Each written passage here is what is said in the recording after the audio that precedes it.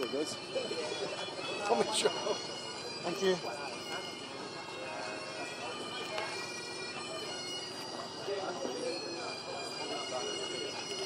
It's over here again.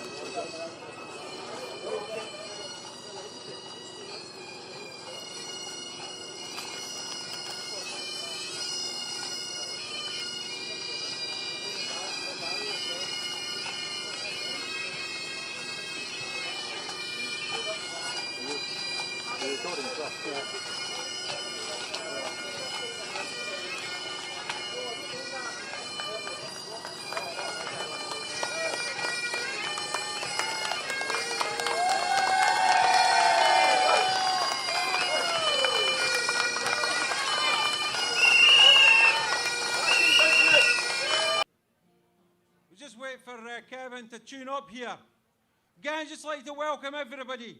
It's a real privilege. My name's Tony Cox.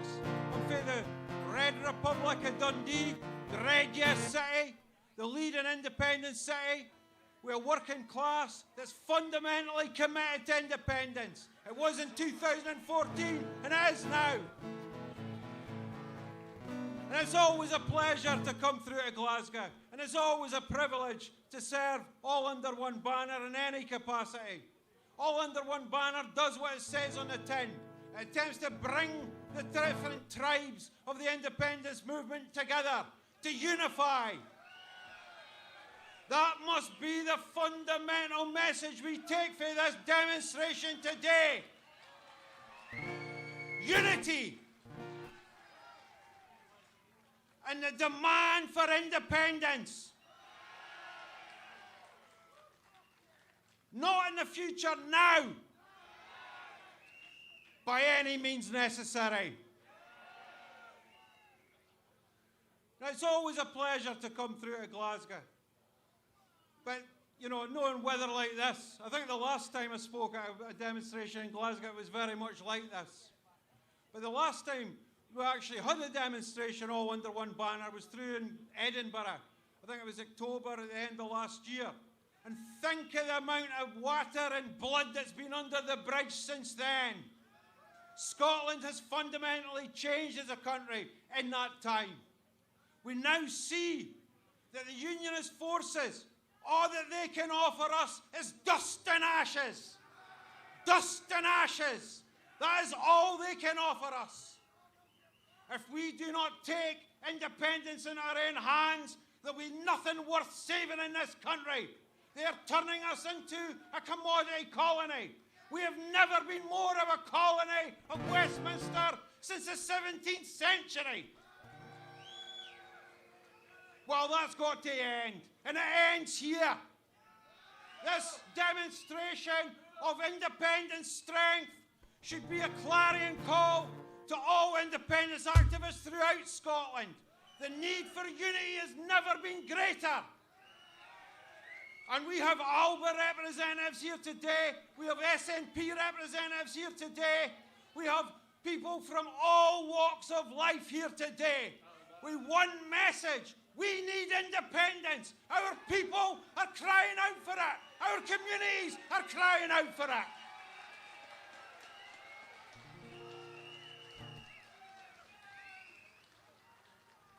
And let's get this straight.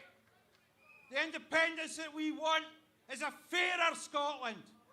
It's not just a question of putting a salt tire above the Holyrood. It's a question of actually changing Scotland, to use the riches of Scotland to enable the people of Scotland to realise their genius.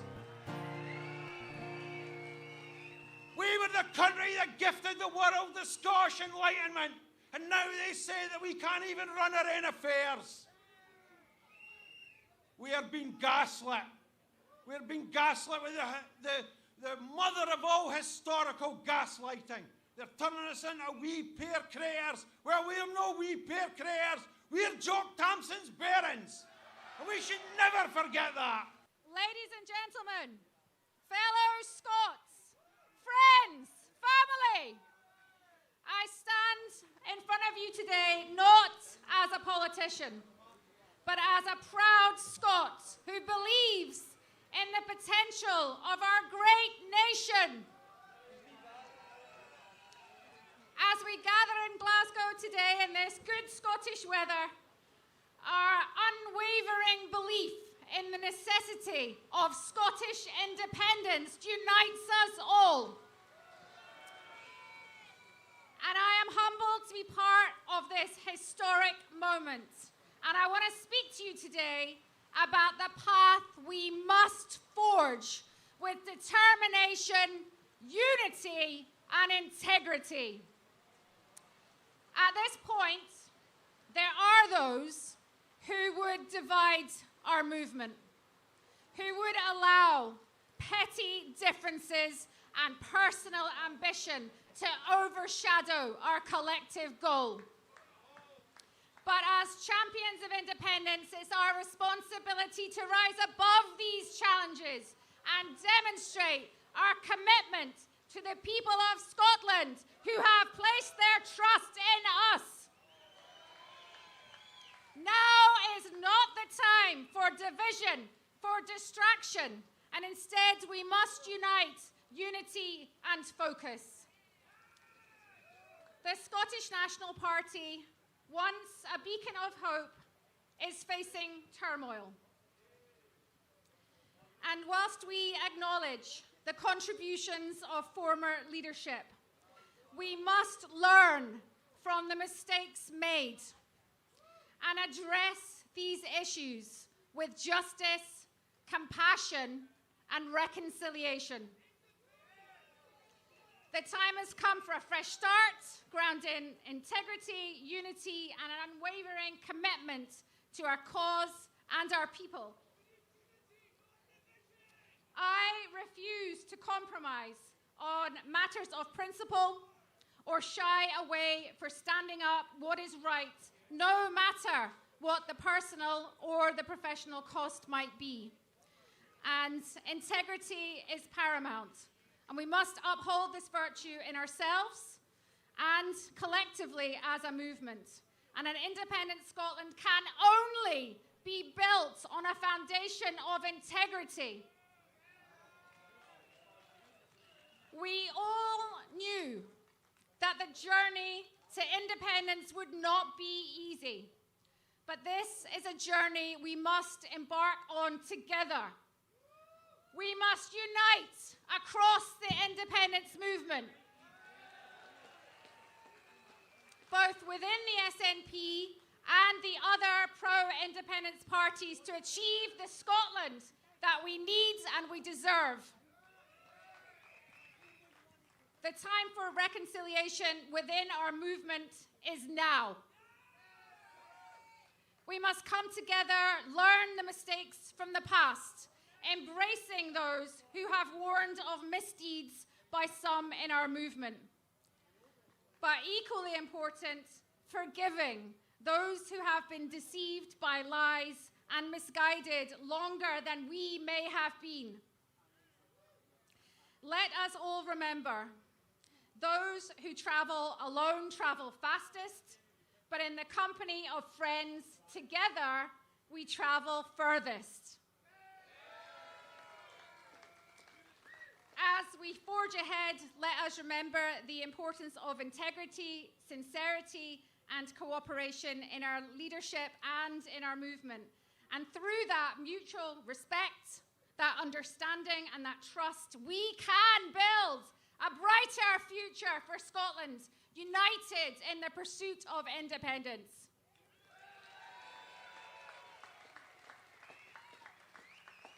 And by doing that, we will strengthen this movement. We will recommit to our shared goals, and we will create a free and an independent Scotland where all our minds, our hearts, and our hands are united in creating that thriving nation.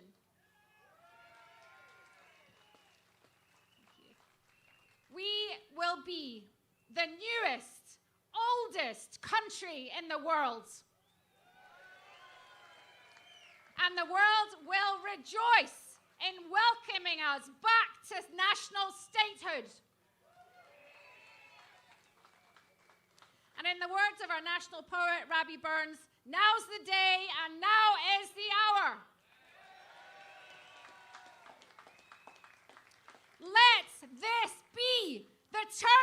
point in our journey to independence, a new dawn for Scotland, where unity, integrity, and determination guide our path to a brighter future. Thank you.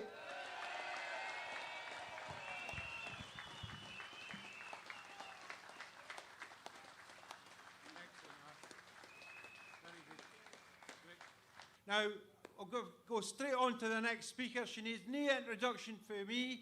I'm sure she wouldn't mind me calling her a veteran of the independence movement, the inestimable and the formidable Leslie Riddick. Well, thank you. Hello, yesers. Are you totally drookit? It could be worse. You could be watching the telly. And that comes for Christian there. There are worse things to be doing with your time today, much worse things than being here. Where are we? Glasgow is the largest city in, and Scotland is the country that gets you walking through the rain like this. It's also home. Who here comes from this country? Who here had the misfortune to be born in Wolverhampton? But it's still home. Who here is from an EU country, Ukraine, a country beyond Scotland that has made this country home? And if you are, you know that you're welcome, because that's how we hang. Now this all matters because we're here today to celebrate the return of independence to the streets. We're here today to say that we have a shape as a set of people, and it is a social democracy. We are stuck in a conservative state, and we can't thrive like this because that's not who we are. And who we are is also not connected to any of the hangers-on, the snobbery, the elitism, the capture of our land, the dukes, the barons, the lords, the ladies, the corrupt House of Lords, the largest unelected assembly outside China. That is not who we are. And who we are is actually very similar to who our neighbours are. A wee quiz for you. In the 27 countries of the EU, how many of them have a big fancy coronation ceremony like what there will be today? How many? None. None. That is how weird what is happening down the road is. Weird. There are 21 republics of the 27 EU states. That's who we are. Amongst the 6 who have got monarchs, they don't have these ceremonies. The majority of them get the monarch to come to their parliament, you know, elected democratically, that old one, right? And they swear allegiance to the parliament. Now, this is why then is Britain so different? Because that's what it has to be. The mystique, the mystery, the braid, the medals, the gongs, the archaic nonsense, the weird hopping on one leg. It's all Britain has. And it's fine. We're not here to provide free entertainment for the rest of the world. It's fine for them to look in and think, wow, this is amazing. We'd have nothing like this in our country. It's like watching upstairs, downstairs. The point is, they don't have to live in it. We do. And we're not having it. It's not who we are. Now, there's another wee thing about this, about the weirdness. You might look around the world and see that there are still 15 Commonwealth realms that have the king or the queen as their head of state. Why is that? Because they spent Barbados, 2021, declared itself a republic. Yes. How long did it take Barbados, tiny a Barbados, to unweave the constitutional network that British officials had placed within their written constitution when they were allowed to be free in 1966. It took them 40 years. That is how thick the constitutional mesh is, and that is what's keeping these guys with kings and queens as their head of state from a distant country like here. So the next country to go will be Jamaica. They'll go in 2025. But what have they got in their constitution? The British placed a requirement that they need a 2/3 vote to be able to abolish the monarchy. So let's just say they're cute, right? We're not the only people who are finding it extremely hard to have a straightforward expression of our democratic will. But they will do it. And after them, the tiny Bahamas. So things are on the move. The world's on the move. This kind of cravenness, this doffing your cap, this crawling, all this stuff is part of a world that is gone. Britain will never catch up because it cannot let go of that imperial past. It's all it can see. We can see everything else. We can see all the possibilities for ourselves. We can see the possibility that we will be an independent country alongside a reunited Ireland, alongside an independent Wales, and alongside an independent England. And not only will we be in that fabulous situation, an independent country in a new revamped Council of the Isles, we will also be in the Nordic Council because that's who we are as well. We are a North Atlantic social democratic state in the making, in the waiting. And we've waited long enough. So that's what this is all about.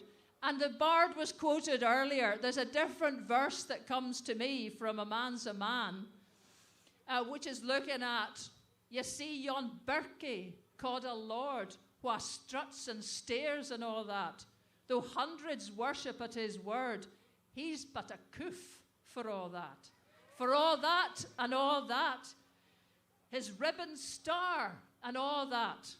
The folk o' independent mind, they look and laugh at all that. Thank you. Excellent. There's nowhere I'd rather be today, even we are this rain. Apparently there's something happening down in London, some wee event.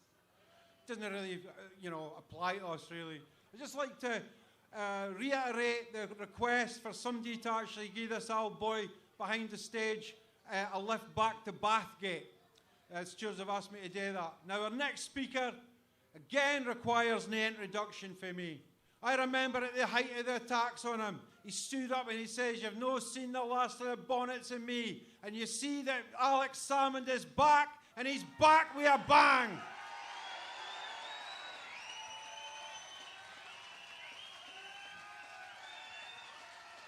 Well, friends, I'm gonna start with a test of loyalty.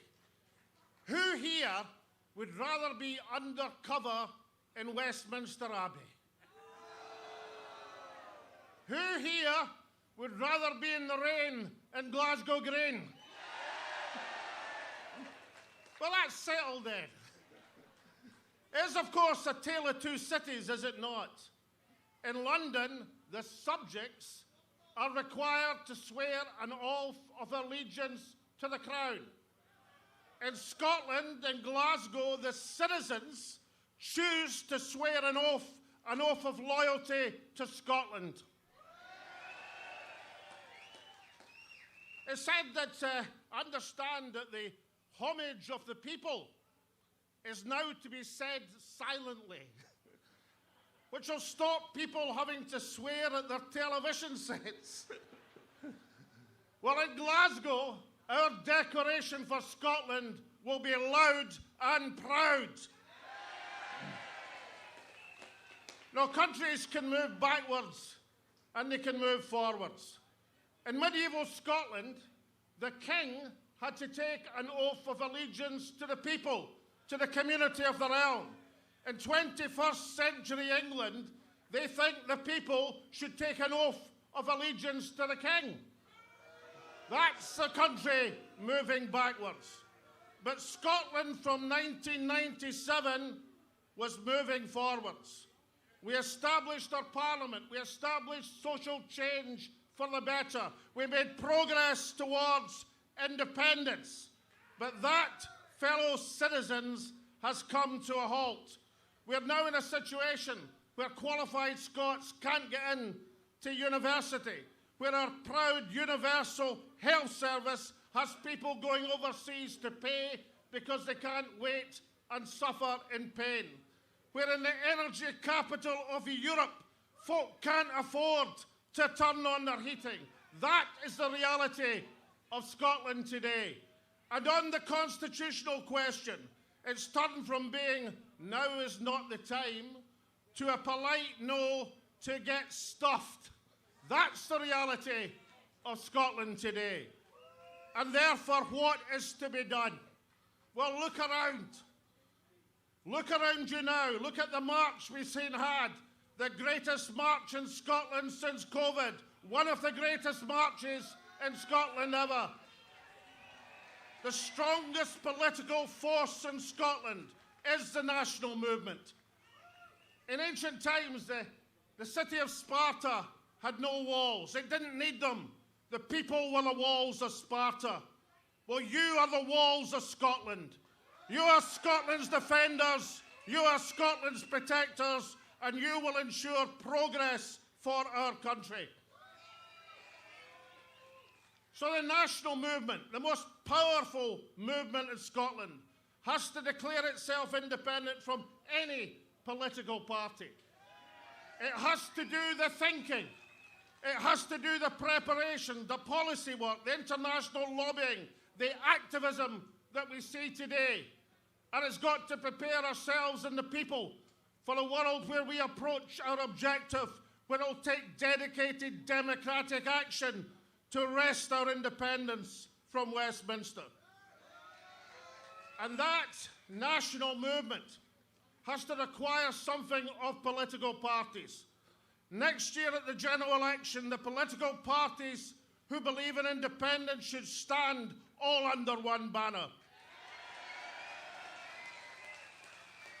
With a single first paragraph in every manifesto which says we are seeking a mandate to negotiate independence for Scotland.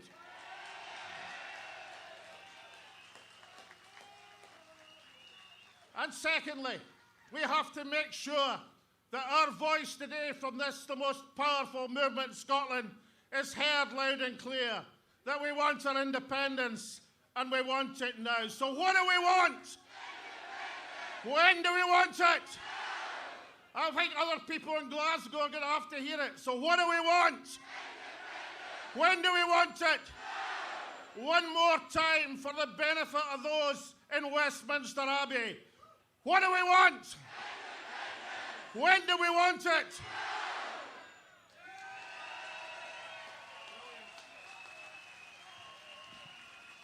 Brilliant. He's been away for too long. Bra to see him back. Now, the next speaker, we're going to go straight on her. It's a pleasure and a privilege to introduce Anne Mullen. She's a practicing GP in Govan, one of the most deprived areas in Scotland. And she's also a founding member of Deep End, which is a group of GPs who are committed to actually campaigning within deprived communities for better healthcare outcomes. Her big thing is the idea of the well-being state. And we're going to hear off all about this well-being state for Anne Mullins. So I'd like to put your hands together for Anne Mullins.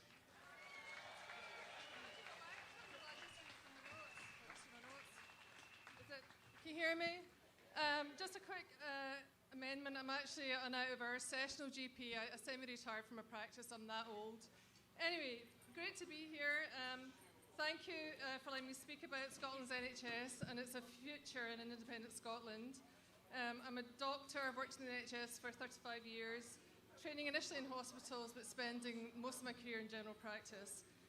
Today, I'm speaking on behalf of NHS for Yes, and you can find us on Facebook. Please join us. The NHS, just to remind us all, stands for universal, equitable, sorry, it's a bit of a mouthful, comprehensive, high-quality healthcare, free at the point of delivery, and its values are relevant today as they were in its inception over 70 years ago. So now let's consider the NHS in Scotland under the current arrangement within the UK. The outsourcing of NHS to private companies has accelerated over the last 10 years with two core pieces of legislation introduced in England, the Health and Social Care Bill 2012 and the Health and Care Act 2022, which means that the NHS will be a mere shell of its former self. Scotland will not be able to escape that no matter how much we stick our heads in the sand. And its main function will be to dole out contracts to favoured partners.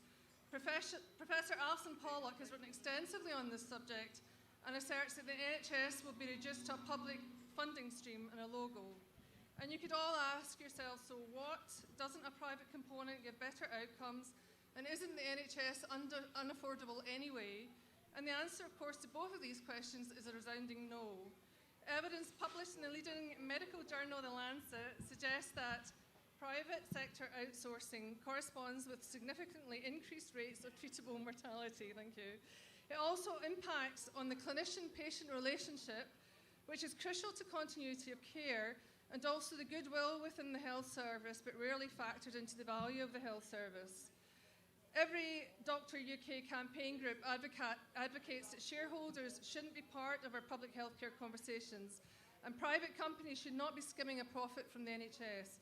Outsourcing also fragments the service across the country, creating a postcode lottery, where patients receive differing levels of care and access to treatment and services based on their location. This is an expression of the inverse care law coined by Julian Tudor-Hart, a GP in Wales, where people who need health care are least likely to receive it. Retaining staff now is a major problem across the UK. There's over 1,400 UK-trained doctors left to practice overseas. 64% of those were British nationals going to Australia and New Zealand. And 1 in 8 NHS staff have been in their current role for less than a year. There are now 130,000 vacancies across the UK, and this means that more work is carried out by agency staff or less experienced team members, and it's costly and less effective than providing adequate staffing levels and working conditions for the staff in the NHS. And money really does matter. Inflation has taken the average UK worker's real wages 2.5% below the 2009 level, and I'm sure everybody knows about that. But earnings are down 13% for nurses and 24% for junior doctors. And there's a great thread on Twitter by John Byrne-Murdoch, who's a Financial Times journalist, and it's definitely worth a read. So devolved powers in Scotland can't protect the NHS if the government ideology is to dismantle the NHS and move towards an insurance-based model like the US, where over 2/3 of personal bankruptcies are due to failure to pay their medical bills. And despite the enormous costs of the healthcare system in America, Americans have a life expectancy 3 years less than that of their counterparts in the UK. So the UK government political choices reinforcing its agenda to collapse the NHS and push people who can pay to opt for treatment in the private sector. And it's a far cry from the promises of 350 million of new funding in the NHS each week if we left the EU. Instead, the government has slashed GDP spend on the NHS, which is now under enormous stress, and is expecting the NHS to find increased savings of 4.75 billion with no plan to achieve it. And this is all relevant to Scotland and our NHS because of the Barnett consequentials of impact on NHS funding. And Scotland already spends over 40% of its budget on healthcare. And it also puts the budget for the disastrous test and trace scheme, 37 billion, which according to the Public Accounts Committee achieved none of its aims and failed to make a measurable difference to the progress of the pandemic. And you can remember all the headlines about that missing money. And it also reflects very badly on the UK government's standards and its commitment to funding public services like the NHS, because fraud and corruption have for many years diverted billions of pounds a year from public finances to criminals, and that concluding comment was from a recent National Audit Office report. So if the UK government had focused on diverting the money to where it should have been spent, then that 37 billion could well have refunded the NHS across the UK and addressed some of the pay issues that have pushed nurses and junior doctors to strike in England, and junior doctors are now voted to strike in Scotland too. And imagine that slogan on the side of a bus. So you really can't pick and mix the ideological commitment to the NHS. You're either all in or you're not. And you can't expect a devolved healthcare system like Scotland's to fully contribute to a wellbeing economy without devolving all other responsibilities and powers that impact on the social determinants of health. And in short, this means an autonomous and independent Scotland. As the late, great Jimmy Reid said in his electoral address to Glasgow University over 50 years ago as he became rector, and it still rings true, government by the people, for the people, becomes meaningless unless it includes major economic decision-making by the people, for the people. This is not simply an economic matter. In essence, it is an ethical and moral question, for whoever takes the most important economic decisions in society determines the social priorities of that society. So tonight, when you go home, forget Netflix or sports scene, and I'm sorry, I'm not a football fan, go to YouTube and watch the great NHS heist. There are now many credible sources of information about the NHS sell-off.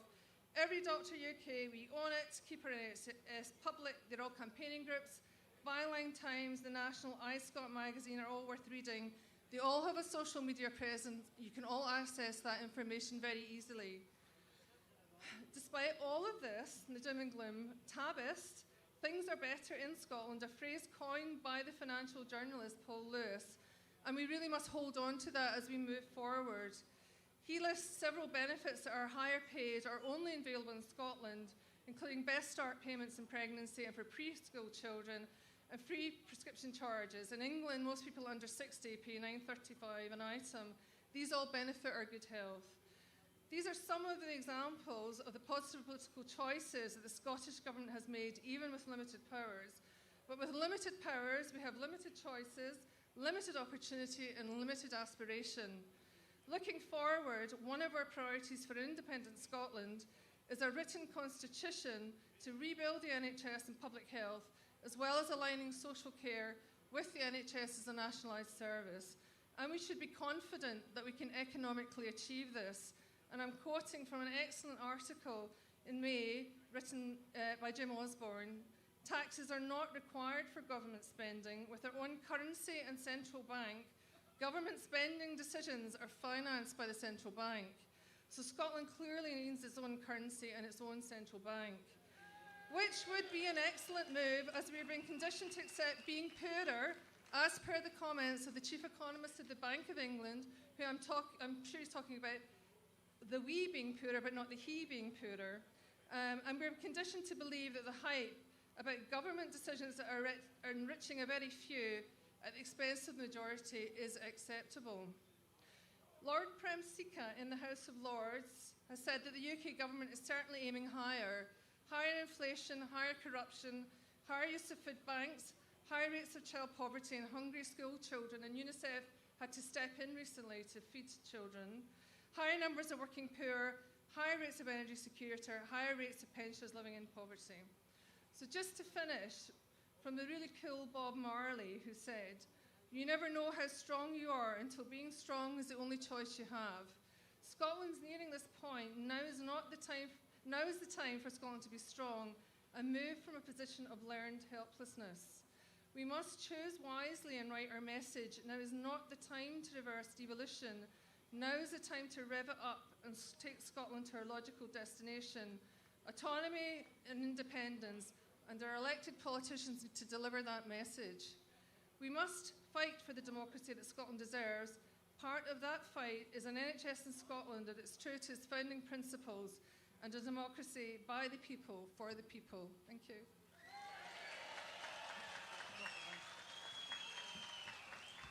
Great wee speech, that. Anne Mullins keeping the tradition of radical Scottish medical professionals alive, well and kicking. The next speaker that we've got today is Mohammed Asif. Mohammed is an Afghan refugee, a political refugee who fled Afghanistan in 2000. He's made his home in Glasgow, and he is actually an activist and director of the Afghan Human Rights Council. I'd like to give a big Glasgow welcome to Mohammed Asif.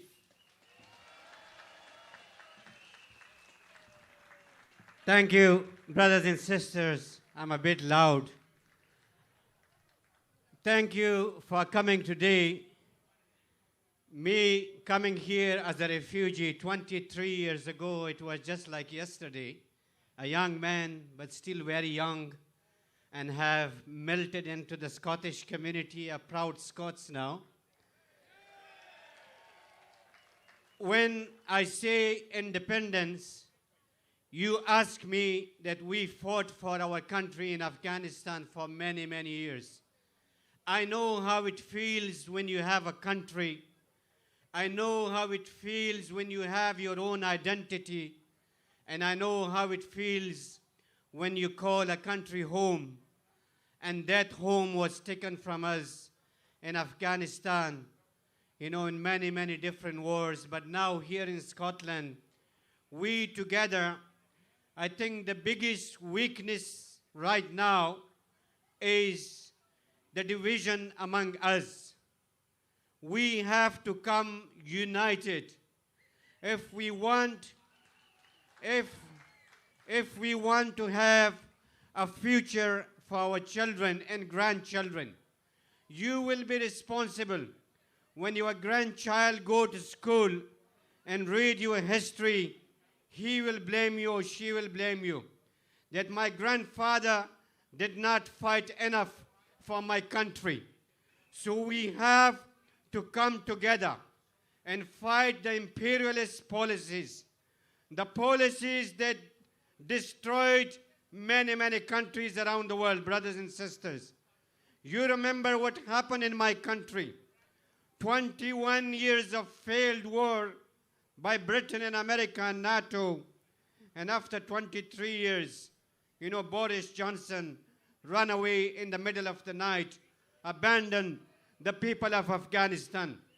Brothers and sisters, when hundreds of thousands of people on the streets of Glasgow in Scotland, I remember in this park when we started marching against the illegal war in Iraq, and we were saying to the then war criminal, Tony Blair, that the war in Iraq was illegal.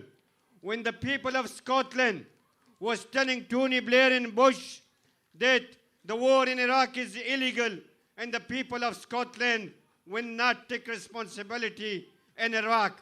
But we were told that the Scots don't matter. Brothers and sisters, we need to stay united, to have our future. When again the Brexit, remember, when we were saying, the Scots were saying that we want, to be part of Europe, we were told that you will die of hunger. We will die of hunger. But now we know that the people who destroyed our livelihood, our future generation, the cost of living crisis, the energy crisis, the petrol crisis, the mortgage crisis, and it's you and me who are blamed, not the Tories and not in others. And they have created these crises, brothers and sisters. 1 minute, brothers, for the last time. I'm a refugee. And now currently we have a racist regime led by the Tories in this country, brothers and sisters, blaming refugees for their own failure. The failure on mortgage crisis, the cost of living crisis, the energy crisis, and everything is blamed on refugees. We are called the invaders. We are called the invaders. Imagine, I tell you about an invasion when B-52 is, flying on your head, killing your family and your children, displacing millions of people. That is an invasion, brothers and sisters. And when we say that we welcome our brothers and sisters from Ukraine, but now if you're an Afghan and if you're a product of the illegal war, If you are an Iraqi and you are a product of the illegal war, if you're a Libyan or Syrian or Yemeni, when you come to this country, brothers and sisters, you will be detained by the Tories and sent to Rwanda. So my appeal to everyone, brothers and sisters in this country, in this city, please come together. Fight for our future, for our children.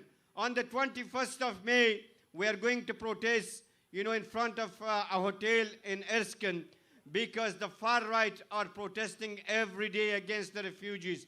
So I will ask everyone to join us on the 21st of May in Erskine to say no to the Nazi in Scotland. Scotland is a country which is welcoming, which welcomed me, my family, and many, many others. God bless Scotland and long live Scotland. Thank you.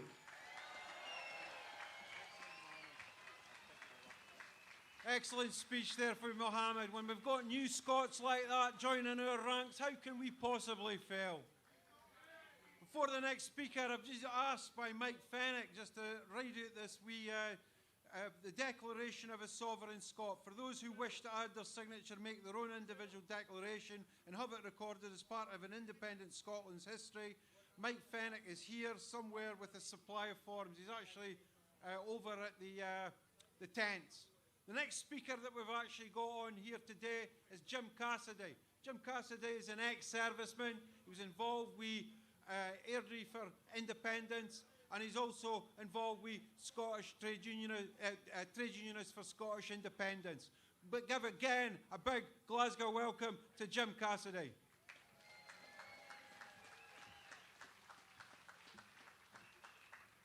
Good afternoon, everybody. I'm so very glad to see so many of you out here, shoulder to shoulder, with each other to show that you stand in support of an independent Scottish Republic. When the first draft, the lineup for the speakers today was posted, I was due to speak after Humza Yousaf, so I thought, no pressure. So I'm sorry to see that our current First Minister hasn't fit to stand with us today. And I believe that on this issue, the professional political class, which stands at the head of the independence movement in Scotland, is significantly out of step with us, the people.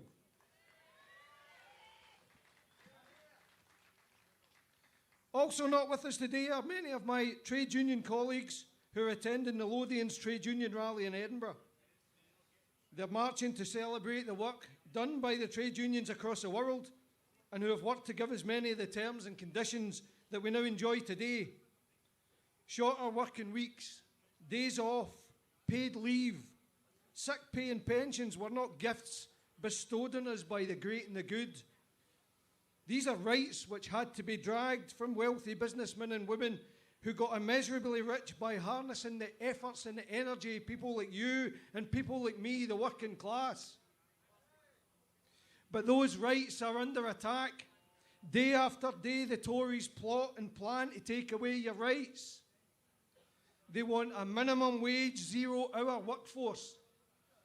They want to make it easy to get rid of you without any comeback. They want a workforce who are afraid to answer them back. They want a workforce who are afraid to get sick. And they want a workforce stripped of their right to strike. And they are winning. The minimum service levels bill may have been pushed back by the House of Lords in England, but ultimately the Tory government can and will bring it back, and it will be enacted, removing the right to strike from hundreds of thousands of people across the country. And if you cannot strike, then what are you? You're a slave, that's what you are. So what can you do? Well, for starters, join a union. Gain the protection that your trade union provides and help to organise and ensure that you and your fellow workers get the pay, terms and conditions that you deserve, not what your bosses think that they can get away with giving you. And when you do join your union, get active. By linking arms with the Tories in 2014, some trade unions caused immeasurable damage to the trade union movement. So be the voice of the independence movement in your union and never let that happen again. Otherwise, the parcel of rogues in the Labour Party will speak on your behalf, and they won't be speaking in your interest.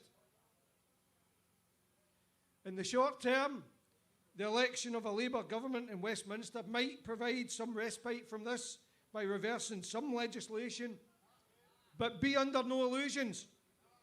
The Tories will be back, and they can reverse anything that the Labour Party does. Of course, we wouldn't be in this mess if the British Nationalist Labour Party in Scotland hadn't blocked the devolution of employment legislation under the Smith Commission in 2014. But that's the small print of better together that they would rather you forget. If you take one thing away from today, it's remember this: don't fall for Labour's false promises.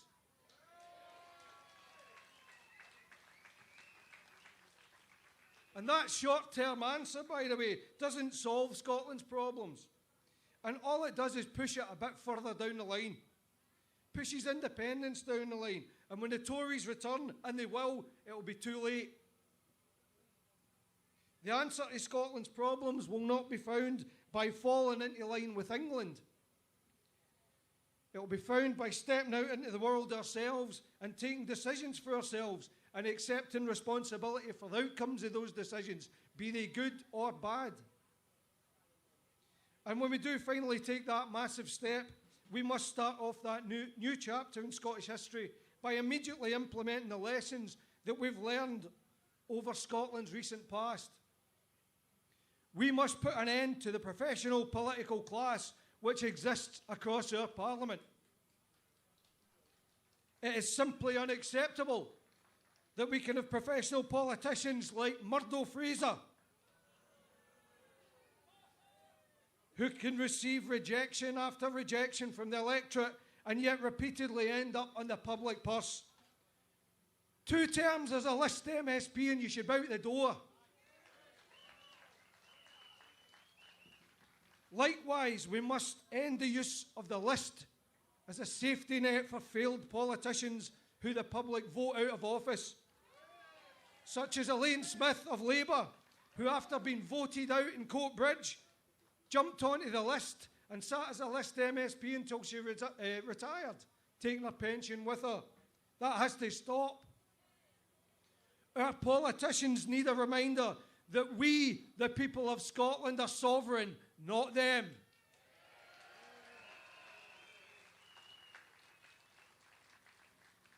Speaking of sovereigns, we don't need them either.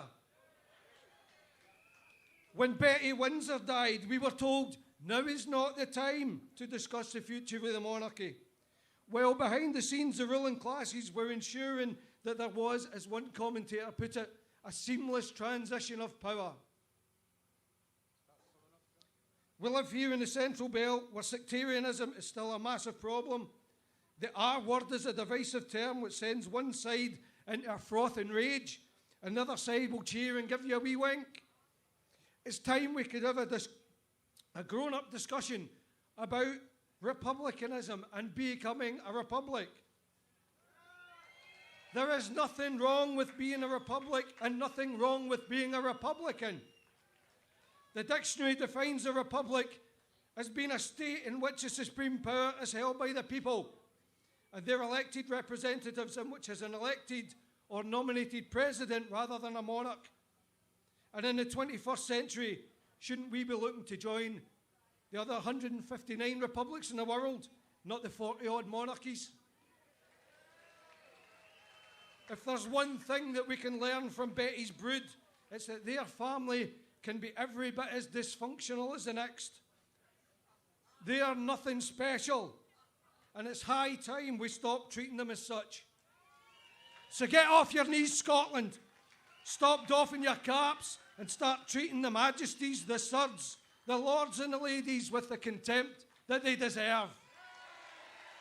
Demand independence for Scotland and down with the crown.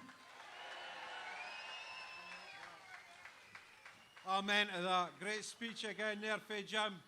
We should remind the STUC that the majority of trade unionists in Scotland in 2014 voted for independence. I would like to see a little bit more action for the STUC on the settled will of the working class in Scotland, which is for independence. Now, Jim talked a wee bit there about republicanism. Our next speaker is Tasmania Sheikh Ahmed, the chair of the AUOB Party, and somebody who describes herself as a proud Republican, a proud Scottish Republican. Give your hands together for Tasmania.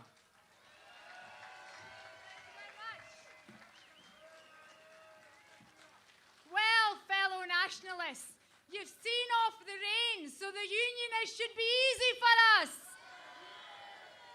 Now, I want to start with a complaint, and it's not just about the rain. This is Glasgow, of course. But we are in the historic place of Glasgow Green. And here, the 1820 martyrs rallied the radical movement. The great John Maclean protested against imperialist wars. And here is where the suffragettes met.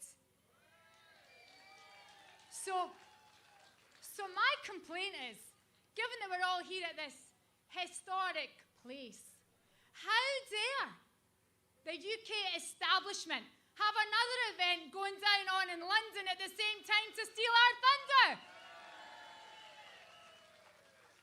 A blatant attempt to steal our publicity, but while they've got the biased BBC covering every waking, sleeping moment of that coronation, we've got Independence Live in Glasgow. Because, fellow nationalists, there's a difference between London and Glasgow. They represent the English pomp, and we represent the Scottish circumstance. And today, while Republicans peacefully protesting in London are being arrested for holding a contrary view, we're being asked to swear allegiance to King Charles III. Well, we are the people. We are sovereign, and we say no. Now consider the speeches that we've just heard. We heard from Anne, who was speaking for the NHS. The cause of Scotland is the cause of the National Health Service. We heard from Jim speaking for the trade unionists. The cause of Scotland is the cause of the workers. And we heard from Mohammed, who was speaking about human rights. And the cause of Scotland is the cause of justice and peace the world over. And here at Glasgow Green, it is the people who have rallied for these causes over centuries. Now, the Scottish national movement is as old as Scotland itself. And I am proud, really proud, to be a Scottish Asian woman and proud to chair the AUOB Party. But I know that this movement is bigger, much, much bigger than any political party. And when Scotland is threatened and Scotland is being threatened, we unite, we rise, we fight, and we win. Now, last week, the Secretary of State against Scotland, Alistair Jack, he wore this fancy uniform to protect the Stone of Destiny, the symbol of our Scottish sovereignty.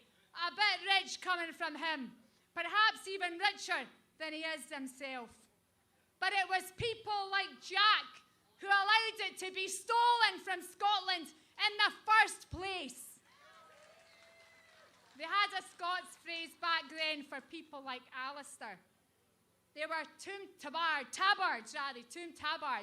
empty coats. And the truth is, union jocks like Alistair have been stealing Scotland's assets for generations, in fact, for centuries. And now Jack's got his boots on. He said just a few days ago that the Scottish Parliament won't be allowed to prepare for independence? Well, I've got news for Alistair Jackboot. This movement can and will prepare for independence. Alistair Jack, you cannot divide Scotland because this movement will unite. You cannot crush Scotland because this movement will rise. And I started by pointing out that in 1820, the Scots who rallied here were Baird, Hardy, and Wilson, the martyrs from 1820. And they marched and rallied under a banner that said, Scotland free or a desert. It's now our job, your job, this movement's job, to rally under a new banner, all under one banner, together to unite this movement and take us to victory. And that flag only now needs to say Scotland free, because Scotland will be free and Scotland wants independence now. Thank you. Cracking speech for Tasmania there. Our next speaker, again like Tasmania, really needs no introduction for me, is Joanna Cherry, SNP MP for Edinburgh South West since 2015. A bonny fechter, somebody who's stuck her heels into the ground and wouldn't be moved. My admiration for her has increased enormously over the last few years. Give a hand again for Joanna Cherry.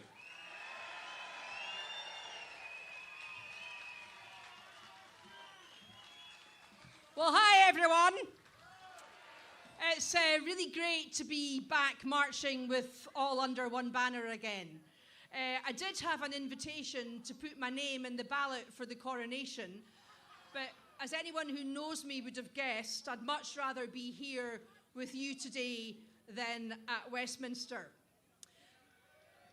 Because, my friends, today is a particularly good day to remind the British establishment that in Scotland, it is the people who are sovereign. Not the Parliament and not the King, but the people.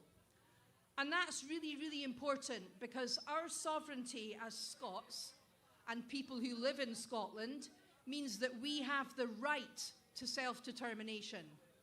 And like all other human rights, it's a right that is universal. The right to self-determination is not a right that uniquely Scotland cannot claim. And I say that no matter what the United Kingdom Supreme Court may have said in a recent court case, which I think was both misconceived and misguided. Scotland has the right to self-determination because the union between Scotland and England is a union of consent. So it's a union that can be ended by the will of the people living in Scotland. And no 25-year-old devolution act, no British government and no court can ever deny that basic democratic reality.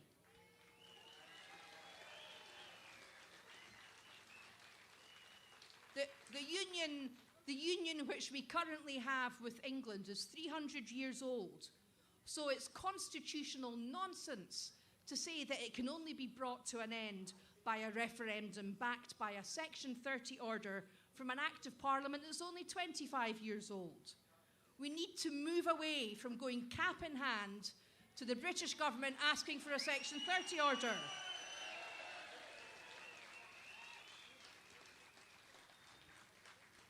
And instead, we need to find another democratic way to express our sovereignty. Now, it's really fantastic to see so many people here today. And like my fellow speakers, we encompass members from several different parties and people who aren't a member of a political party at all. Now, I'm a Scottish National Party MP. That's what I was elected as, and that's what I intend to stay. But for me, it is always country before party. So my loyalty is to my country, the people who live in it, and our Yes movement. Now, our movement for self-determination has come a long way in the last 10 years, and the SNP has had a huge role to play in that. And I know the SNP have hit a bit of a bump in the road at the moment, and we face some challenges, but I can tell you this, no matter how big those challenges are, the SNP is a party with a proud history and some really great people in it. So we're going to sort out our problems and be back in the vanguard of the independence movement. But it's important to remember today that the movement for independence is much bigger than the SNP, and it exists independently of the SNP. Now, in recent days, Alex Salmond has made the point that 10 years ago, this time 10 years ago, the SNP was enjoying support in the high 40s, while support for independence languished at around 30%. But despite the SNP suffering a bit of a dip in the polls, and I think we can make that up, independence now still enjoys sustained support in the high 40s. And I think that's really important.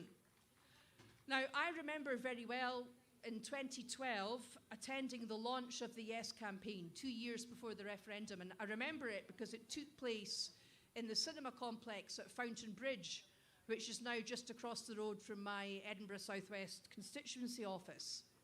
And at the time the independence campaign, the Yes campaign, was launched, support for independence was at 28%.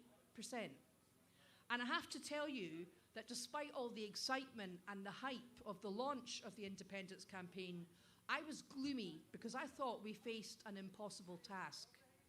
But I was wrong. I was completely wrong about that, because support went from 28% to above 50%, and we nearly won in 2014. And even though we didn't win, we've delivered an independence movement that, despite all our ups and downs, is still extremely strong. But unfortunately, that's the good news. Here's not the bad news, but the more challenging news. Support in the high 40s is not enough. What we need to do, and the challenge we face, is to build that support. And in order to do that, we need to bring the sort of people that I meet day in, day out in my constituency who aren't yet convinced of independence. We need to bring them with us.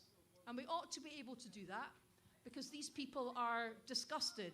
They're disgusted with Brexit. They're disgusted with the existence of fuel poverty in an energy-rich country. And they're disgusted by the ethical vacuum at the heart of the Conservative and Unionist Party. So we ought to be able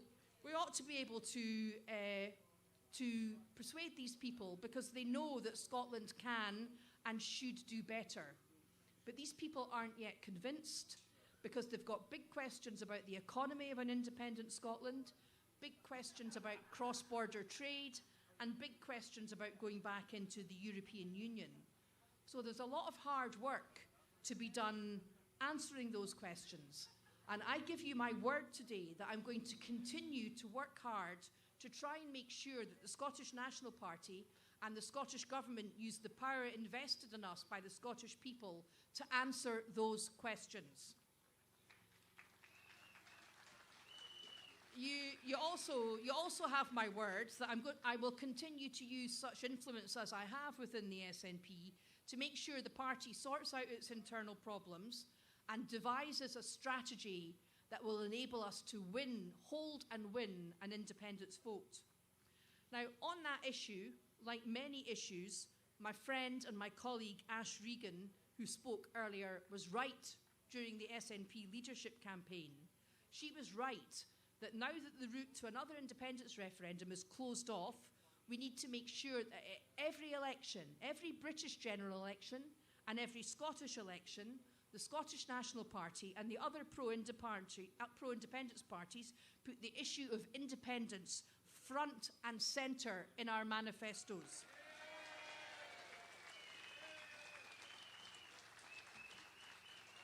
So that in every election, the issue of independence is front and centre until we win a mandate to negotiate with the British government. Now, credit where credit's due, that is the idea that Ash advanced with great courage during the SNP leadership campaign. It's a great idea, and I was really interested to read in the National yesterday that even some of my colleagues who were once implacably opposed to this idea have suddenly been converted to it now and think it's a good idea. And I think that should give us real cause for optimism. So enjoy your day out, keep your spirits up, and go home to your constituencies and prepare for an election on the question of independence. Thank you.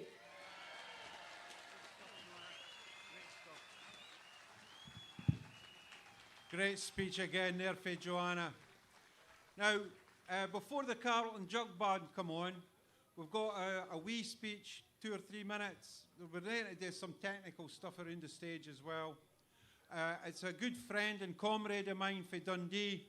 He's a welfare worker, a long-standing supporter of Scottish independence. And this is the first big speech he's done at an event like this. So again, give him a good rousing indie welcome to Alan Hendricks for Dundee. Thank you very much, Tony. Thank you very much, folks. The Colonial Governor, Mr.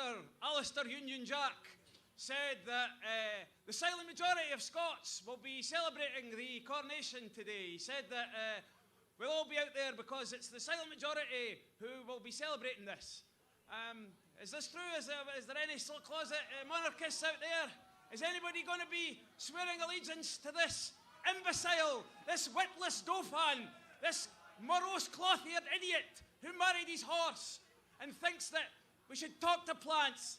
The man's a complete embarrassment, and this is the absolute death of the United Kingdom, that you have this idiotic ceremony attended by morons down south who seem to think that we should all be forelock-tugging peasants and bow down to this man because of who his ancestors were.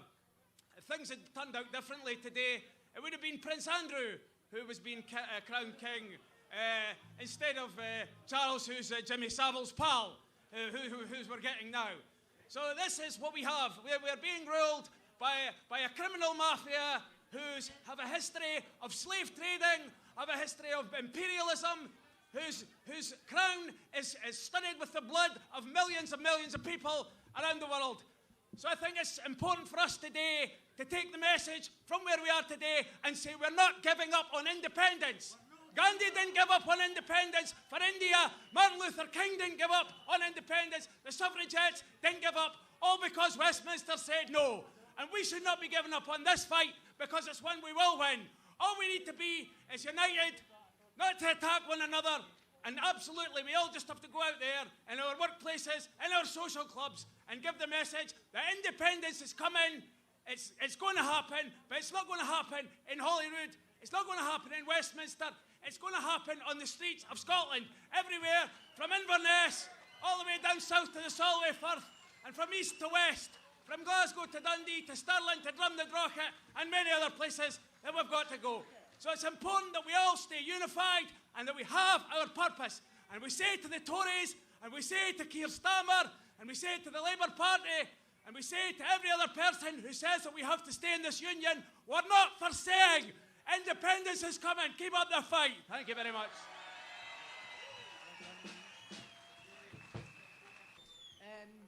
Now we're going to have Colette Walker up to say a few words. She's the leader of the ISP Independence for Scotland party. So if you just give us a couple of wee minutes. He said, is that a hound dog? I don't think it is. Or maybe it is, how do I know? Anyway, 2 minutes, right? And this is Colette Walker. There you go. Good afternoon, Glasgow. How are you doing? Are you a bit drooky? I don't know about you, but walking down Glasgow today, seeing everybody marching, made sure that reinforced how proud I am to be Scottish.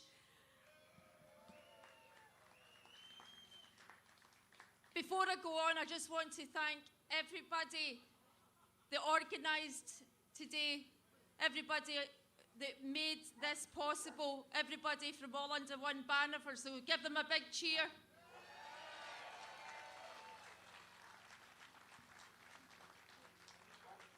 And I'd like you to give a big cheer to all the Yes bikers who greeted us when we came into Glasgow Green.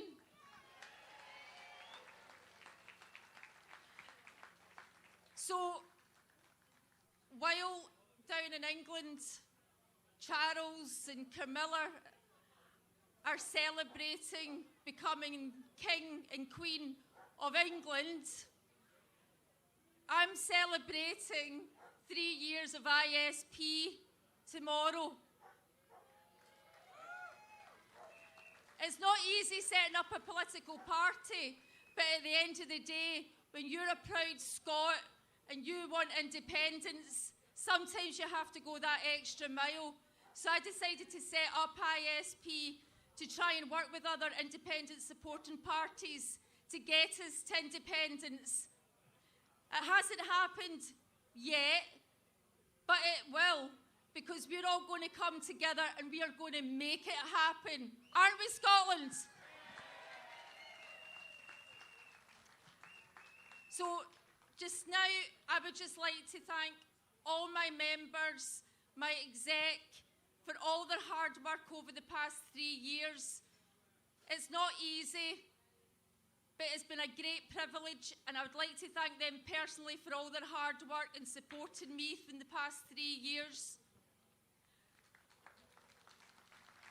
Now, while England were preparing for the coronation, seemingly it's happening today, but there you go. ISP since January have been trying to stop the Stone of Destiny from going down to England, going down to London. But sadly again, we were stopped in our tracks by, guess what? Our Scottish Parliament, because we tried to put a petition up in our Scottish Parliament, and they came back telling us that the Stone of Destiny was owned by the monarchy. The English crown, not the Scottish crown. So when our Scottish Parliament don't even tell us our proper and true history, what hope have we got? So we need to then get our history right. We are the crown. We are sovereign. We are Scottish.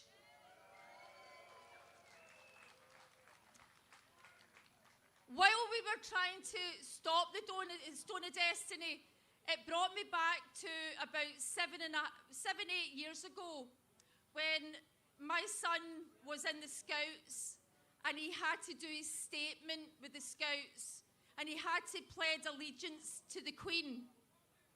Well, guess what? I wasn't going to have him pledging allegiance to the Queen. And guess what? I was the first person in Scotland to stop them from saying his pledges to the Queen. So, one thing I will say is people and our voices matter. When you own something like we own Scotland, speak up, be proud, and we will win. So my son was the first person to declare that he was not pledging allegiance to the Queen. So we all must stand our ground.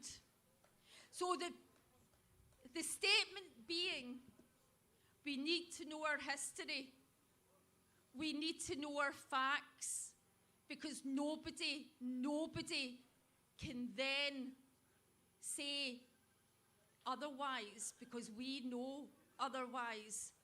So this is the time that all political parties, no political parties, organisations like Salvo, Liberation Scot, SSRG, Commonweal, we all come together and we fight, because at the end of the day, we can only do it if we work together. It's not one party, it's not one person, it's every single one of us that's here today. And I'll end on this note. We have the Declaration of Arbroath, and we have our claim of right, and it is our claim of right. So I'm declaring today that we claim our Scotland back. Thank you.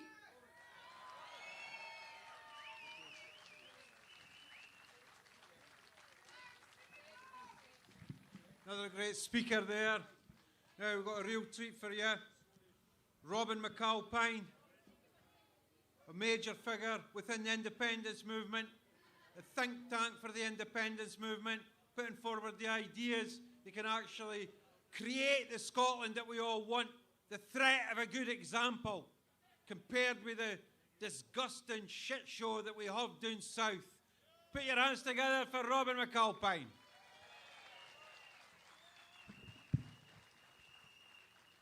Why is I still doing here? Why is no at the pub? I'd be at the pub. That's that. I'm just going, my kids are furious I'm still here. I promised we'd be back home. I know. Right, listen, we needed this today. If there was one thing the independence movement needed desperately at this time, it was that today. It was to remind them we're still here. It's to remind them we've gone nowhere. But even more than that, it's to remind them that we are in a strong position in Scotland and we're still there. We've got difficulties going on now, obviously, with things that are happening in independence and round about it. And folk are getting their heads down. And I'm only going to say one thing, because I'm going to be off in a minute here. I'm only going to say one thing. I do political strategy for a living. And my message to everybody right now is nothing has changed. We still have a situation in Scotland where we have the capability, if we get our act together, we have the capability of converting 60% of this population to supporting independence. We've got a solid 45. We know there are another 10% who have at some point supported independence, so we know we can do that again. And believe me, because I've seen the public attitude work, there's another 5% that we can take over the top of that. 60% puts this to bed. What's the difference between it happening and no happening? Well, I'm just going to say a good old-fashioned Scottish Presbyterian thing. See, if you don't know what to do, work. We need to work. We need to get our act together. We need to start listening to the voters, asking them what it is that is stopping them from crossing the road to become full, hardcore, long-term independent supporters. And see what they tell us. We need to do that. And if they tell us they want answers, we need to give them answers. And if they tell us that we want to understand how this makes their life better, we need to tell them how this makes their life better. We've spent too long gazing at our own navels and worrying about what we are going to do. And it is time now to get the work done, to turn ourselves outwards to the voters that we need to engage with. We need to talk to them, we need to ask them, and we need to work. And if we do that, if we get our act together, we recognise what we've got and what we have to do. We've got the skills, the talent, and my God, we've got the enthusiasm and the numbers to put this to bed. So yes, I'm talking to a lot of people just now, and they've got their heads down, and they're worried. And there's people in the newspapers saying it's over for a generation. And it could be. And the difference between it being over and not being over is one simple thing. It's us. We do this or we don't. We fix this or we don't. And I'll tell you one thing to finish up. We are now in a situation where no one is coming to rescue us. There is no white knight and a horse coming over the hill. We cannot just get ourselves down to the beach, light a rescue fire and hope someone comes. Nobody's coming. It's down to us. We will take this by the scruff of the neck. We will get it together and we will win it or we won't. It's down to us. Stop looking over your shoulder. Stop asking who's going to fix this. We will fix this. And when we do, we will deliver that Scotland that all of us want, where I don't have to drive in here with my eyes closed, hoping that I don't see houses absolutely festooned with Union Jacks, because it breaks my heart. Work like you're in the early days of a better world. Nobody ever said anything better. But right now, independence movement, work like you know we can deliver this, and we can deliver this soon. Don't lose faith. We will do this. Thanks, everybody.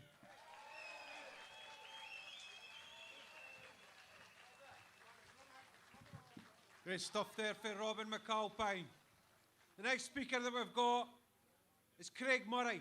Craig Murray was jailed. He's our Julian Assange. We owe a debt of gratitude to Craig Murray for the work that he has done in exposing the iniquities of the Scottish and British judicial system. It needs reform. It needs reform now. I'll hand over to Craig Murray.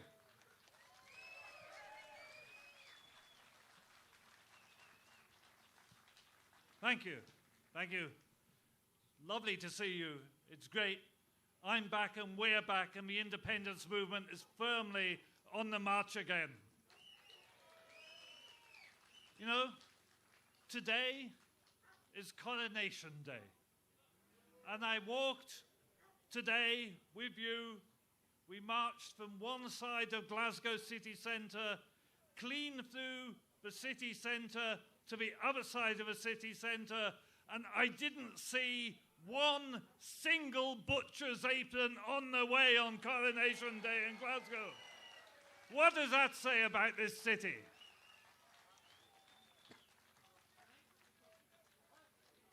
If you were looking at your television now, you'd be seeing all the people buggering about in London, all the floozies, all the people in their lace, in their velvet, in their gold braid, with their medals they never earned, and their silly hats with plumes, and Charlie in his sparkly bonnet sitting on his chair above the old cistern stone they think belongs to us. You'd see all that, and it looks laughable, and it is laughable. It's nothing to do with this day and age. But there's the hard power of the British state behind it. And that hard power is not laughable. That hard power is vicious and calculating. And that hard power of the British state is the enemy of the people of Scotland.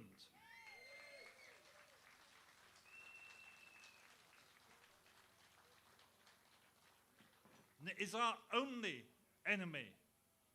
The only enemy of the Scottish people is the government of the United Kingdom. And anybody who believes that the government in London and the establishment in London will ever willingly give up Scotland, give up our fantastic natural resources, give up the talent of our people, give up our seas, give up our lands, they will never give that up. We have to take independence for ourselves. Independence does not lie through London. Independence lies in Scotland and in Scotland alone.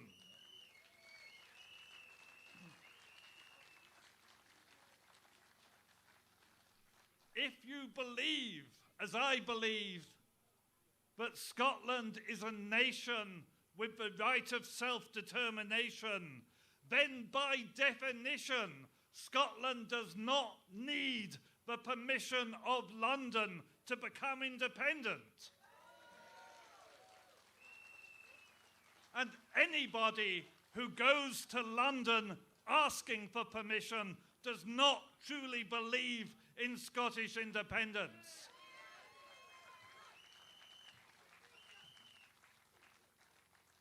Independence is achievable. Independence will be achieved by the people of Scotland. We need, as a movement, to unite. We need, as a movement, to move forward. We need to not be distracted by the day-to-day trials and tribulations of the political class, because that has nothing to do with Scottish independence or the people of Scotland, which is a much bigger and more important cause, that is about the very freedom of a nation. It is the most fundamental question you can have. And I believe that today has shown that we are back on the march again. Scotland is moving forward and independence is coming. Thank you.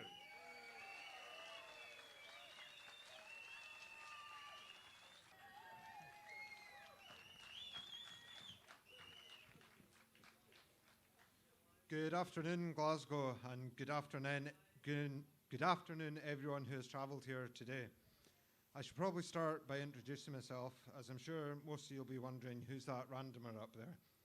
I'm Hector MacLeod. I'm here for the AUOB party, and yes, I've just come down for the Isle of Skye. No, I'm no very big, but when talking about Scottish independence, I'm certainly no very shy. And I'm here for two reasons that I suspect are very similar to most of you here today. First, to tell the new king that I swear no allegiance to him or any member of the Crown. The only allegiance I swear is to Scotland and its sovereign people. And secondly, to support Scotland's call to dissolve this unequal union and reclaim our rightful place as an independent nation. I spent a long time considering what to speak about today.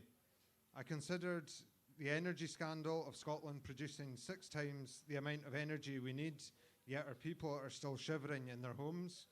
I considered mentioning all the 65 countries that have become independent from the UK or British Empire, yet not one has asked to come back. I considered speaking about all the possibilities that could become available to Scotland to become a more positive, outlooking, rich, resourceful, and most importantly, happy nation with independence. But then I figured, you all know this, that's why you're here today. So I'm not going to speak about the case for independence, as we all know why we need it. The questions I suspect we have is how we get it. So I thought I'd give my tuppence on that, but do it in maybe a different way to others.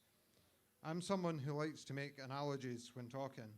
I think you can explain stuff a lot easier and better when you compare it with something people can relate to. So I was thinking, how do I explain and compare this?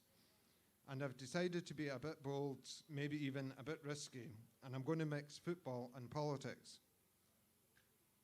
Now don't worry, I said I decided to be bold, not daft, so I'm not going near club football. I'll stick with Scotland, but just in case the SFA don't involved in this, let's call it, say, Scotland United. In my opinion, football teams need 3 things to be successful. They need a good support, a good team, and a good manager. So let's compare these 3 things with the independence movement. And I apologise to those who might not know players I mentioned, but don't worry, you'll get the gist. So the support, that's all of us here today, and all of us that support independence. I think there's no question we have a good support. We are the Tartan Army United. Then the team. The way I see the team is, in defence, we have our local yes groups, and they have been performing brilliantly. If I was sponsoring the match, I think I'd be awarding them the man of the match. Since 2014, they have not let anything in behind and have been key to keeping our support safe at a steady 45 to 50%, even through some tough opposition. They have given a performance Mr. Braveheart Colin Hendry would be proud of. In midfield, we have the yes organisations such as All Under One Banner, Hope Over Fear, Commonweal, Indie Live, Salvo, etc. They have been playing defensive midfield and helping keep the support there, as well as driving forward as attacking midfielders in attempts to boost the support. And they have also given an outstanding performance, a performance Super John McGinn would be proud of. Now in attack, this is where I see the political parties and where some could say we are struggling a bit. Our main striker over the last few years seems to have picked up a bit of an injury. And as with all injuries, the longer the player continues to ignore it, the worse it seems to be getting. They really need to get it assessed and treated before it ends their career. However, for the team, although we hope the star striker can get back to full fitness and their best form, we know there's no I in team, and this is a team effort. The team can still strive on to success, as we have up-and-coming strikers who have played a couple of games already and are starting to really get the fans on board and support and a belief that they can take the team to victory. And lastly, the manager. In 2014, we had a manager who took us to the final, but sadly resigned after narrowly losing out in injury time. Although, while I'm in no way a fan of VAR, I think the opposition's goal would have been ruled out for offside given the lies told in the vow had we seen the replay. We then had a manager take over who, while winning some big games, they never quite got us to that final. So we now need a different manager. We need a manager who can bring the team together, a manager who can unite both the team and the supporters behind them, and a manager who has the tactics and strategies to take us over the line to victory. That manager is just waiting for the call. They have already been supported by both former managers, firstly by the last manager in February 2020, and also by our previous manager on numerous occasions. That new manager should be an independence convention. That will unite the movement, that will use the strength of our defence to the team's best advantage, that will take on all the ideas, tactics and strategies of the midfield, and that will drive the strikers on to scoring the winning goal, a goal that will knock James McFadden's winner in Paris out of the park. But more importantly, and on a serious note now, a convention can bring us what we have all been dreaming of, campaigning for and needing for too long now.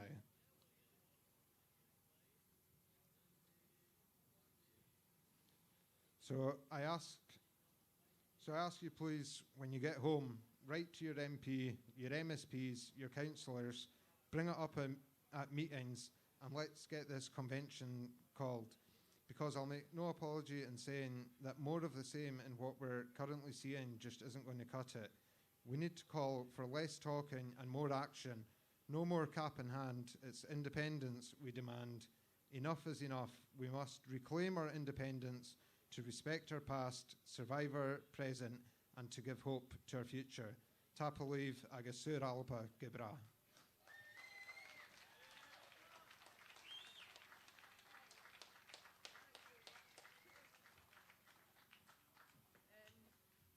Next we have from Salvo, Sarah Salyers.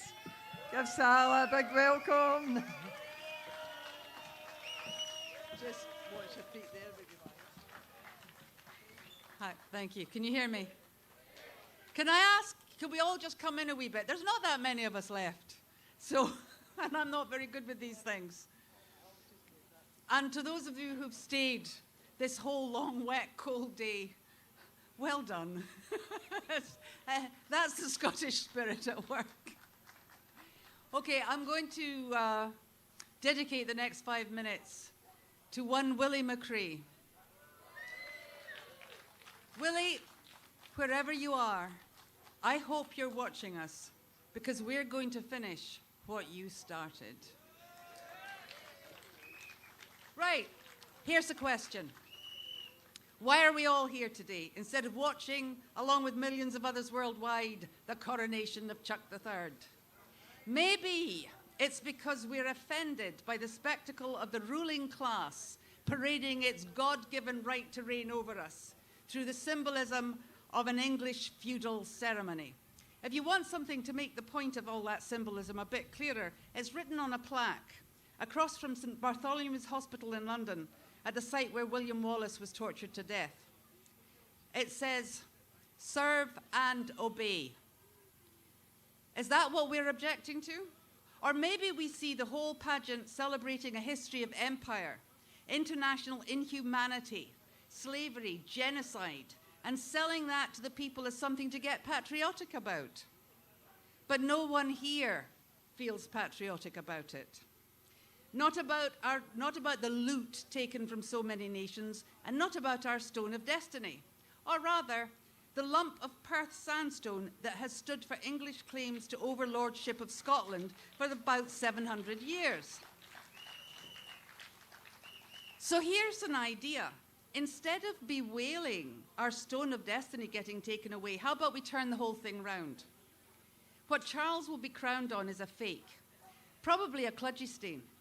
So how about laughing instead of crying about it? Imagine if instead of standing like an obedient lackey to the side of the royal lump of stone, Humza had pointed at it, laughed his head off and walked away. And by the way, Salvo's thinking of presenting His English Majesty with a golden loo roll, to go with the royal Lavestein. Maybe we reject the ostentatious wealth and privilege, the obscene extravagance, when so many people in this toxic union are destitute, hungry, homeless, and sick. Maybe it's all that and something more. Maybe your gut tells you something else is terribly wrong with what happened today, but you don't know exactly what. Well, I'd like to tell you what your gut knows. Today, an English monarch took an English oath and imposed the institution of the English crown across Britain. And that is a crime against this nation and this kingdom of Scotland, against every Scot alive today and every Scot who ever lived and died for what it means to be a Scot. Because what it means to be a Scot is to be the crown of Scotland. That is what still guarantees that the people of Scotland are sovereign. They are the sovereign crown of the nation. And this union, brought about by a forced treaty that the English establishment had no intention of ever honouring, has never had the lawful right to touch the crown of Scotland or anything it owns. Some people say this is all ancient history, all over and done with. If you believe that, I have news for you. Scotland's oil and gas, our water and our renewables are plundered now, today, in right of the crown. Not some joint crown created for the brand new Union in United Kingdom in 1707, but the same old English crown that has always coveted Scotland. That crown says it all belongs to His English Majesty, not the Scottish crown, which is the people. That's how they take our oil and gas and renewables and water and all the rest today. And that's why we're paying so much for what we already own. But hold on. Scotland never came under the rule of the English crown in 1707 because no queen or parliament, English or Scottish, and no treaty they made had the power to extinguish the Scottish crown or replace it with England's. And the British establishment knows that. 300 years of military control, cultural, legal, social, and physical genocide has been trying to wipe out Scotland's collective memory. Wipe out the record of the terms and limits of a bogus treaty, but one England agreed and is bound to. Wipe out the memory of a people that they were and are the crown of Scotland. But I've news for that establishment. Scotland is waking up. Scotland remembers, and Scotland is rising. I'm sorry for keeping you. I've just a wee bit to do. What's important here is that no nation in the world has ever achieved liberation without a powerful sense of its own identity. And there's no more powerful clue to our identity than the truth that we are together the crown of Scotland, that we are the power in this nation and we can shape our destiny. As Salvo says, know your past, shape your future.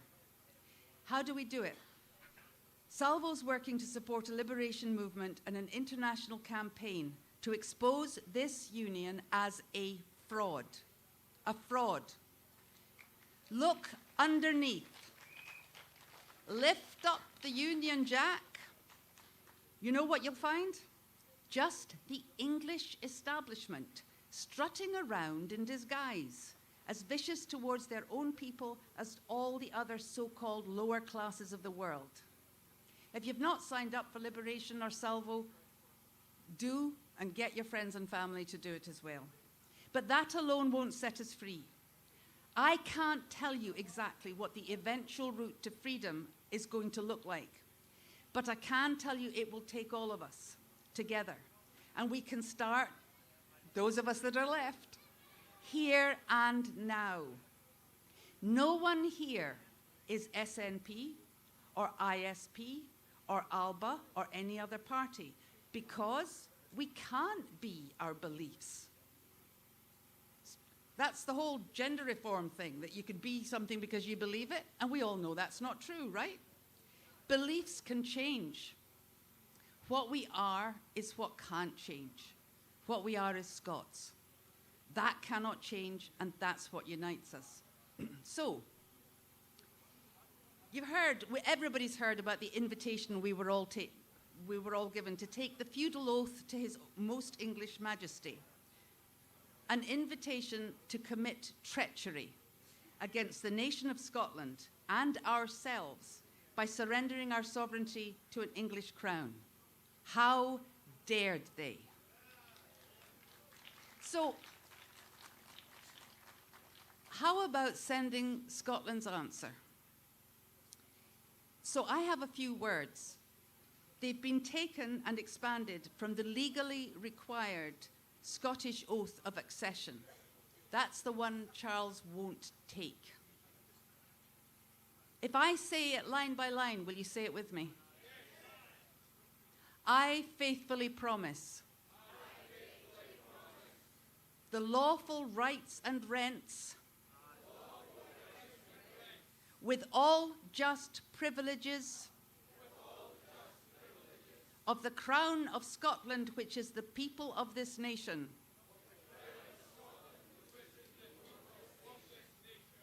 I shall claim.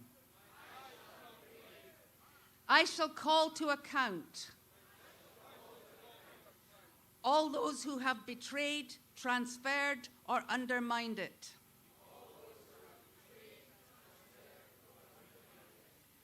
Theft, oppression, and wrongdoing against this people, I shall answer with justice, equity, and the restoration of our rights.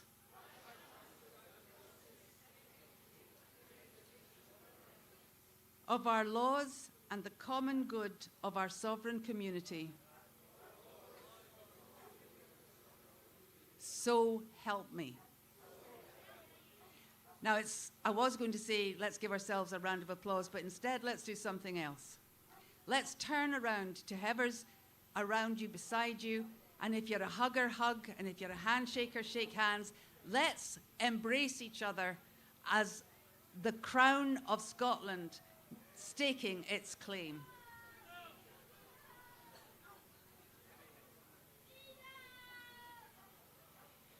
Did you feel it today? Scotland is waking up. Scotland remembers. And Scotland is rising.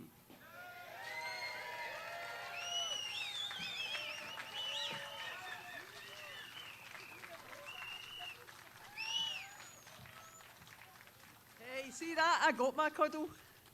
I felt a bit lonely up there, but at least I... One more speaker and one more music act, and then we're done. It's great to see so many people still here at the end. It's been raining and all the rest of it, so well done. So next up, we've got David Henry of the Scottish Sovereignty Research Group. Big round of applause for David, please.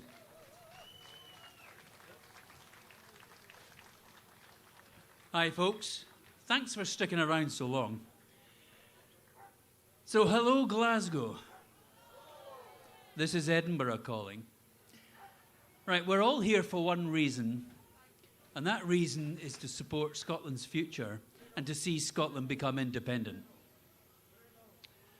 When I voted yes, which, believe it or not, I voted yes, on the 18th of September 2014, I then joined the SNP the next day. Never voted for them before, but voted for them ever since. I didn't think, however, 9 years later, we'd still be waiting for independence to be delivered. I then joined the Scottish Sovereignty Research Group. Sort of rolls off the tongue, doesn't it? So we call it SSRG. It was set up just over 3 years ago, It's a think tank. We do a lot of thinking. And we also bring lots of experts, academics and politicians to meetings every week to discuss the big issues and to try and bring together a consensus of what Scotland is going to be like when we are independent. So I want to ask you a wee question.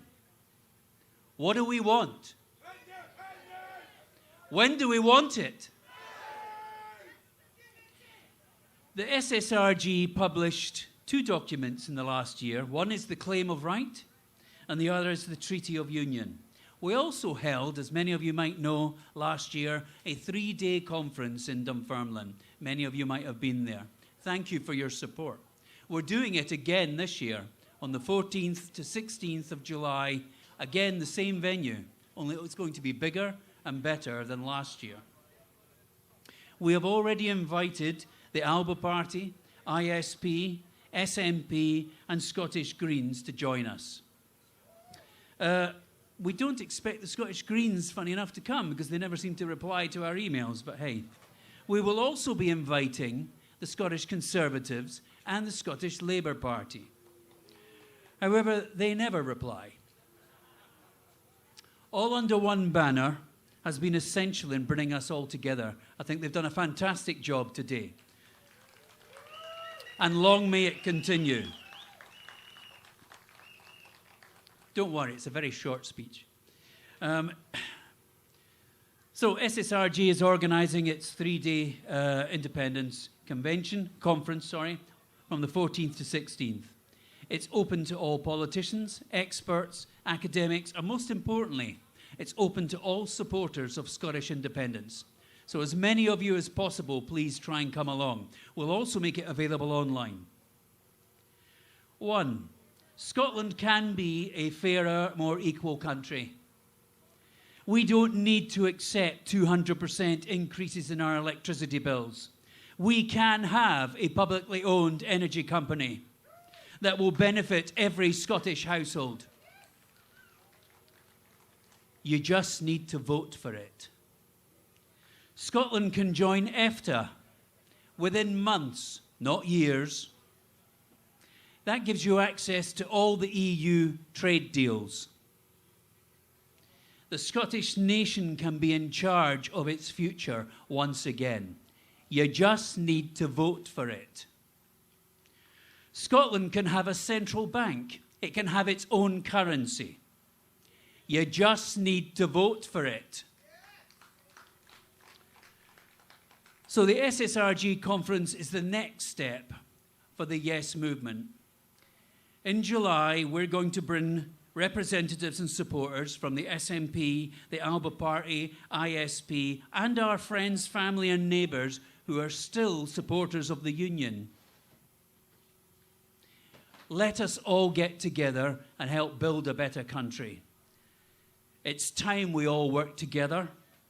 It's time we voted for independence. I want to see you there in July. Thank you.